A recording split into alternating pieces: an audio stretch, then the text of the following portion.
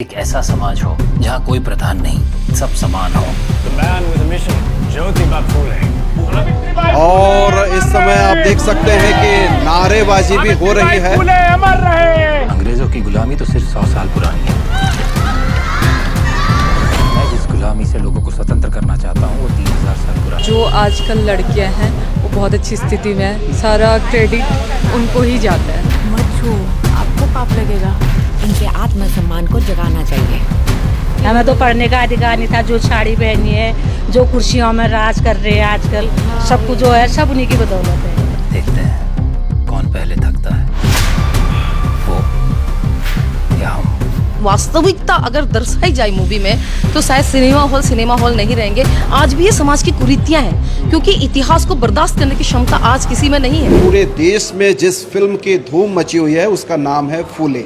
जी हाँ, आप जानते हैं ज्योतिबा बाई फूले और सावित्रीबाई फूले के जीवन दर्शन पर और संघर्ष पर आधारित ये फिल्म पूरे देश में देखी जा रही है। और इसी क्रम में हल्द्वानी के लक्ष्मी टाकीज में, मैं बार बार जिक्र इसलिए कर रहा हूं कि हल्द्वानी के लक्ष्मी टाकीज में ही आप इस फिल्म को लगातार देखेंगे और अगले कई दिन इस फिल्म को आप देखने वाले हैं। पोस्टर में आपने इस तरीके से नज़दीक में देखा होगा और कई मीडिया प्लेटफॉर्म के माध्यम से इस पोस्टर को आप लोग देख चुके होंगे। फिल्में हम लोग आमतौर पर देखते हैं और फिल्मों को देखने का तरीका और सलीका भी अलग होता है, लेकिन इस फिल्म के साथ ना सिर्फ भावनाएं जुड़ी हैं बल्कि एक जीवन संघर्ष जो जुड़ा है कि किस तरीके से शिक्षा का एक दिया जलाया जाता है और दबे कुचले वंचित समाज को मुख्य धारा से जोड़ने के लिए किस तरीके से सतत संघर्ष किया जाता है, उसकी एक महत्वपूर्ण उपस्थिति आपको इस फिल्म में दिखेगी। तो सर अग्रवाल सर, कैसी प्रतिक्रिया आप इस फिल्म को लेकर देख रहे हैं, क्योंकि फिल्में तमाम लगती हैं, उतरती हैं, फूले को लेकर कैसा उत्साह देख रहे हैं? पिक्चर बहुत ही सामाजिक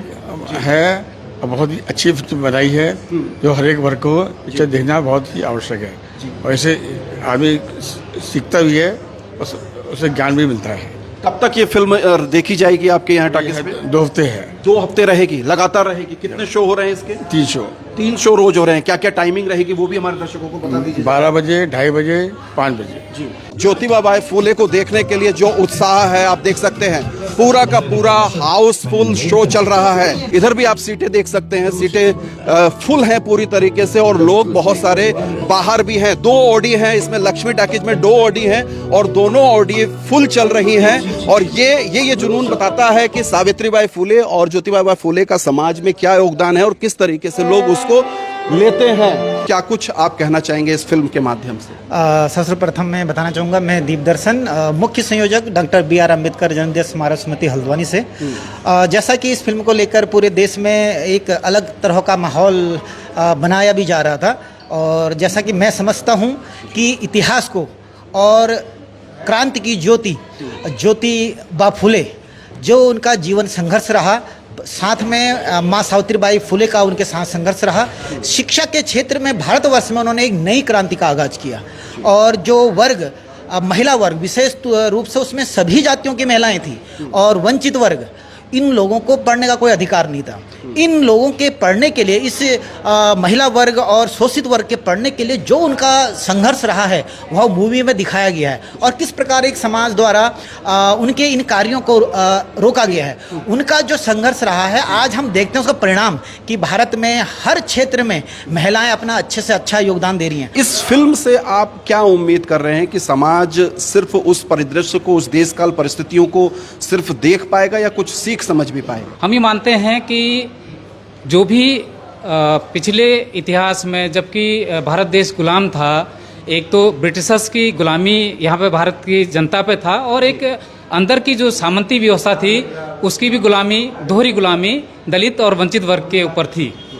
तो जो ज्योतिबा फूले और उनकी पत्नी ने एक मिलके एक विश्व को आने वाले कई वर्षों तक ये संदेश दिया है, किसी क्रांति के लिए संघर्ष करते हैं तो वो निश्चित रूप से सफल होते हैं। और फातिमा शेख ने और उस्मान शेख ने उनका जो साथ दिया है वो एक धार्मिक सौहार्द का भी एक एग्जाम्पल बनता है, और इस फिल्म से निश्चित रूप से हमारी आने वाली पीढ़ी और कई लोग जो अभी भी उस विचारधारा को फॉलो करते हैं वो समझ पाएंगे। तो फूले फिल्म हम देखकर निकल रहे हैं और इस समय आप देख सकते हैं कि नारेबाजी भी हो रही है। ज्योतिबा बाई फूले और सावित्रीबाई फूले कि अमर रहने के नारे आप देख सकते हैं। फिल्म का ही एक डायलॉग लास्ट का आता है, निकल के वही आता है कि हमारी कहानी से बेहतर आपकी कहानी होनी चाहिए। और ये एक सीख देता है कि हमारा दौर तो गुजर गया, लेकिन आने वाली जनरेशन को हम क्या देकर जा रहे हैं। ये आपको कैसी लगी ये फिल्म? फिल्म बहुत अच्छी थी। क्यों देखना चाहिए इस फिल्म को, क्या मैसेज लेकर आप जा रहे हैं? इसमें सबसे अच्छा मैसेज तो जो लड़कियों के लिए है ना, उनको कभी भी इतना इज्जत शायद उस टाइम के समाज में नहीं मिली थी। तो जो आजकल लड़कियां हैं वो बहुत अच्छी स्थिति में है, सारा क्रेडिट उनको ही जाता है। आप क्या कहेंगे माता जी, कैसी लगी? बिल्कुल बिल्कुल, मैं कितने सहमत समय हूँ। बाद आप आए सिनेमा घर में? हाँ, मैं तो बहुत समय बाद आई हूँ, पता नहीं याद नहीं है। लेकिन आज आई तो मन खुश हो गया। और जो हमने पढ़ा था, जो आज तक इनके बारे में जो सुना था, आज थोड़ा रील के माध्यम से हमने उसको देखा प्रैक्टिकली। ये बहुत अच्छी बात है, यहाँ पर हम खड़े हैं बिल्कुल उनकी बदौलत है, नहीं तो हम यहाँ पर नहीं होते। बच्चों को आप क्या सीख देंगे और युवाओं के लिए क्या रहेगा? बिल्कुल बिल्कुल, मैं बच्चों के लिए ये कहूँगी ना कि हमारे जो महापुरुष हैं, हमारे इस तरह के जितने भी पुरुष हैं, उनके बारे में पढ़ें, अपना इतिहास जानें। हमारे साथ हमारे आज मैं डॉक्टर हूँ तो सिर्फ इनकी वजह से, क्योंकि मुझे पढ़ने का मौका नहीं मिलता तो मैं यहाँ तक पहुँचती हूँ। तो मैं यही कहूँगी कि पढ़ना है और अपने समाज के जो महापुरुष हैं उनके बारे में हमको जानना बहुत जरूरी है। तो पढ़ना बहुत ज़रूरी है, बेहद ज़रूरी है। और भी महिलाएं हैं, आप कुछ कहना चाहेंगे फिल्म को लेकर? मैम कैसी लगी फिल्म आपको? अच्छी लगी, और उन्होंने सब महिलाओं पर शिक्षा की अलग जगह, और महिलाएं तभी आज आगे बढ़ रही हैं। महिलाएं जो यहाँ पर खड़े हैं हम उन्हीं की बदौलत है। हमें तो पढ़ने का अधिकार नहीं था। जो साड़ी पहनी है, जो कुर्सियों में राज कर रहे हैं आजकल, सब कुछ जो है सब उन्हीं की बदौलत है। मेरा सवाल यह है कि फिल्म तो हमने देखी और हम उससे एक सीख भी लेते हैं, पर उसका इम्प्लीमेंट कितना करते हैं? मेरा कहने का ये आशय है कि पुराने ज़माने में जो तथाकथित मतलब समाज ने जो है इतने अत्याचार जो है एक निम्न वर्ग पर जो है अत्याचार किए, और बेशर्मी की तरह अत्याचार किए, घिनौने अत्याचार किए। अत्याचार एक उसकी परिभाषा भी नहीं की जा सकती जिस प्रकार का उन्होंने जो है उस समय के लोगों के पर जो है अत्याचार किए। आज ये फिल्म देख के मुझे ये समझ आया है कि ये फिल्म जो है उस समय के अत्याचारों का आज का दर्पण है। ये इस दर्पण से हमें ये सीख मिलती है कि हमें भविष्य में जो है कभी भी कोई संघर्ष करना हो तो हमें किसी समय भी मतलब तैयार रहना चाहिए और आगे बढ़ना चाहिए। क्या कहना चाहेंगे? फिल्म को लेकर आप लोग उत्साहित भी हैं और ये चाह भी रहे हैं कि ज़्यादा से ज़्यादा लोग निकल कर आएँ, और कुमाऊं में कहीं पर भी नहीं लगी है, सिर्फ हल्द्वानी में ये फिल्म देखने को मिली। उत्साहित तो बहुत है, और जैसा कि आपने भी हमारे साथ मूवी देखी है, और जो आपका चैनल है जितना मैं जान रहा हूँ, अनसुनी कहानी, अनसुनी आवाज़, तो ये भी एक आवाज़ और कहानी अनसुनी थी। और जो आज सिनेमा हॉल के माध्यम से इस समाज के जो उस समय बीता हुआ है, जो घटित हो चुका है इस समाज की महिलाओं के साथ, वो दिखाने की एक अच्छी कोशिश की गई है। इस मूवी को देखने के लिए लोग काफ़ी उत्साहित थे, और जैसा कि इस मूवी को देखने के पश्चात और एक दृढ़ विश्वास बना है कि जो हमारे देश के महापुरुष हुए हैं, उन्होंने इस समाज के पाखंड को बदलने के लिए, कुरीतियों को बदलने के लिए जो संघर्ष किया है वह इस मूवी में दिखाया गया है। और ऐसी फिल्में समाज के परिवर्तन के लिए बहुत ज़रूरी है, ऐसा मैं समझता हूँ। और इस मूवी को मैं समझता हूँ टैक्स फ्री होके इस भारतवर्ष में दिखाना। उन्होंने कहा कि महिला और पुरुष दोनों एक दूसरे के पूरक हैं। फिल्म भी ये बता रही है कि ज्योतिबा कहते हैं कि अगर सावित्री आप नहीं होती तो मैं कुछ नहीं कर पाता, और सावित्री भी फुले के जाने के बाद ये कहती हैं कि अगर वो नहीं होते तो मैं भी कुछ नहीं कर पाती।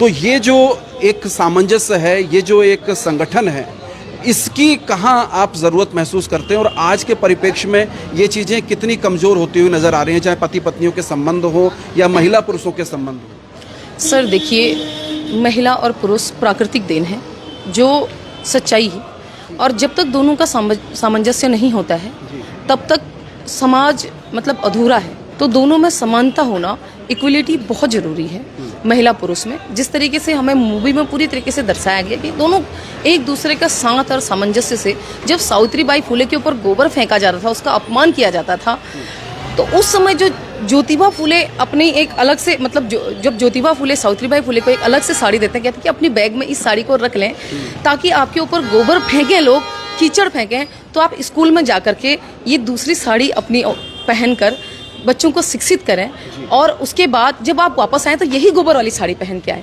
तो इससे ये उद्देश्य जाता है कि क्रांति जो होती है, जब हम कुछ करना चाहते हैं तो उसके लिए कोई भी हमें नहीं रोक सकता है। और विरोध का तरीका कौन सा इस्तेमाल किया जाए, ये भी कि है हर बार हम विरोध में हिंसक नहीं हो सकते, विरोध का तरीका बहुत तरीके से हो सकता है। बिल्कुल शांतिपूर्ण तरीके से उन्होंने जितना विरोध हुआ उसका शांतिपूर्ण तरीके से रास्ता निकाला है। जबकि उस समय गुलामी की जंजीरों में पूरा भारतवर्ष जकड़ा हुआ था और अंग्रेजों का शासन था।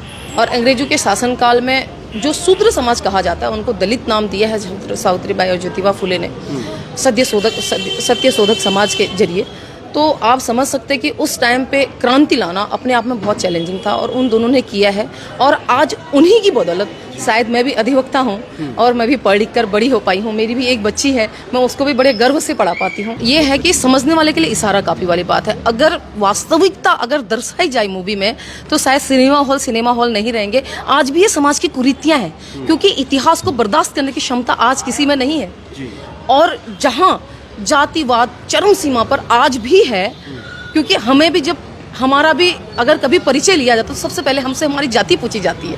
हमें स्त्री या पुरुष या फिर हमारी एजुकेशन से नहीं दिखाया जाता है, हमें सबसे पहले जाति पूछी जाती है। उस जाति के हिसाब पे हमारा इंटरप्रिटेशन होता है कि हम लोग शिक्षित कितने लेवल के हैं और कितना हमारा डाउनफॉल है। क्या ये दौर जो लंबा संघर्ष चलता चला आ रहा है और कहानी अभी तक भी बेहतर नहीं हो पाई, मतलब हमारा समाज उस लेवल पर खड़ा ही नहीं हो पा रहा है जहां हम समानता की बात कर सकें या इक्वलिटी की बात कर सकें, वो चीज़ें तो दिखाई नहीं दे रही ना। बिल्कुल सर देखिए, संघर्ष तब भी था, उसके बाद बाबा साहेब आए हैं, बाबा साहेब ने भी संघर्ष किया है। आपने शायद सुना होगा पानी के लिए भी क्रांतियां करनी पड़ी है। पानी जो प्राकृतिक स्वरूप एक प्राकृतिक एक नेचर, पानी के लिए भी हमें संघर्ष करना पड़ा है। तो आज भी संघर्ष जिंदा है, आज भी कहीं ना कहीं जाति और धर्म के हिसाब से लोगों को बांटा जा रहा है। बस ये मैं चाहूँगी कि पूरा जो सभी समाज है इस मूवी को देखे और किस तरीके से उन्होंने सर्व समाज के लिए काम किया है और एकता लाने के लिए उन्होंने कितना संघर्ष किया है। क्या कुछ नहीं झेला इस मूवी में, मरते दम तक दोनों ने सिर्फ समाज के लिए काम किया। ना उन्होंने स्त्री देखा, ना पुरुष देखा, ना जाति देखी, ना धर्म देखा। तो आपने देखा ही होगा कि फातिमा शेख ने किस तरीके से उनको शरण दी थी। आज कई सारी माएँ जो है बिना औलाद के मर जाती हैं, लेकिन वो ये नहीं समझती कि कई सारे ऐसी भी संतानें जो सड़कों पर पड़ी हुई है कि हम उसको गोद ले लें और अपनी संतान बनाएं। उन्होंने यशवंत को गोद लिया था और उसको पढ़ा लिखा के एक डॉक्टर बनाया था। तो अंततः जब बीमारी आई थी जिस तरीके से अभी कोविड काल में आई है, तो कई सारे लोगों ने अपनी जान भी गंवाई है। कई डॉक्टर्स हैं जिन्होंने भी उसी तरीके से सावित्रीबाई फुले ने भी अपनी जान गंवाई समाज के लिए करते करते। बहुत खूबसूरती से मूवी को दिखाया गया है। ये नहीं कि ये सिर्फ दलित समाज या फिर अनुसूचित जाति के लोगों के लिए है। मैं तो सबको कहूँगी कि ये मूवी देखना चाहिए, सबको देखना चाहिए और उनके संघर्ष को ग्रहण करते हुए जिस तरीके से एक विचार, एक औंधा विचार, मतलब बहुत ऊंची विचार उन्होंने अपने प्रकट किए हैं, उस तरीके से अपनी सोच में परिवर्तन लाने के लिए इस मूवी को अवश्य देखें। फूले फिल्म अगर आपको देखना है, जो कि बहुत चर्चित है इस समय, कुमाऊं में सिर्फ और सिर्फ लक्ष्मी टाकीज हल्द्वानी में लगी है।